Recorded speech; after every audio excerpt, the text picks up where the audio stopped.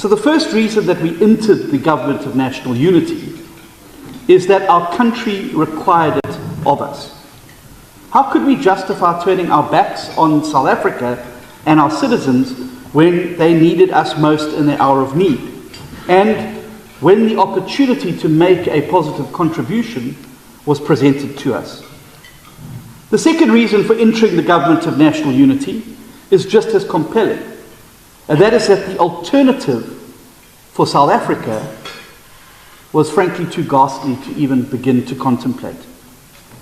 And I'd like to remind you what I said from this very podium when I addressed the press club a lifetime ago in March this year before the election.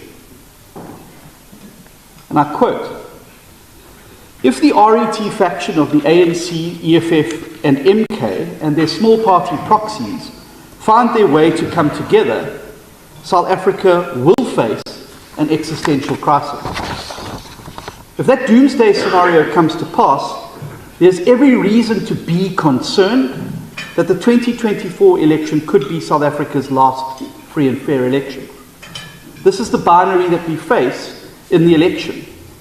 On the one hand, there's the DA that's working hard to become the strong anchor party at the heart of a new multi-party government to rescue South Africa. And on the other hand is the doomsday coalition, composed of state capture rogues, VBS looters, and RET factionalists. The side that wins will determine whether our country embarks upon a fundamentally better path or whether it accelerates down the road to ruin, unquote.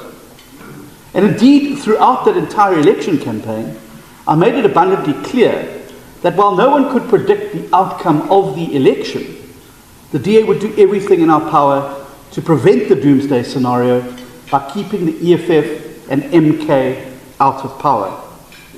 And I think it would have been a special kind of treason to simply sit back and hand the country over to the people who would destroy it, the breakers on the other side.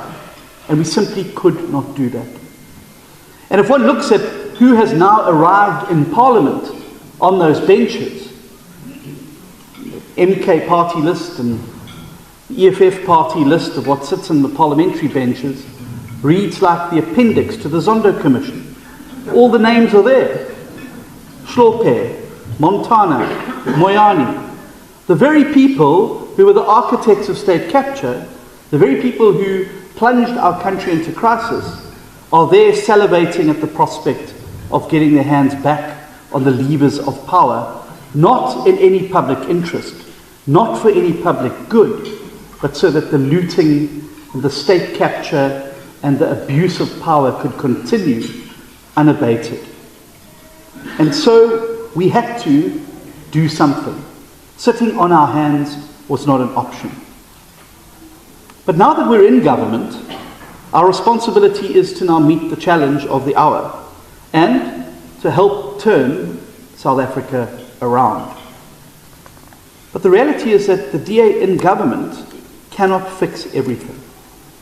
For a start, we have just 22% of the seats in Parliament. And even if we had an outright majority of our own, South Africa is in such dire straits that any government would need to focus on a few small critical priorities to get right over the next 5 years. And so we have made a very clear strategic choice. Our single priority is economic growth and job creation. Growth and jobs. I'll say it again. Growth and jobs. Because the economy is the engine that pulls the whole train forward, if it does not get going, then nothing else will in South Africa. And so 5 years from now, we will have to judge our time in government on two very simple metrics. Is growth up and is unemployment down? Now let me be very clear. I and my party are not going to allow anything to get in the way of ensuring that growth goes up and unemployment comes down. And if that means causing a bit of distress within the GNU, well, so be it. The people of South Africa and their interests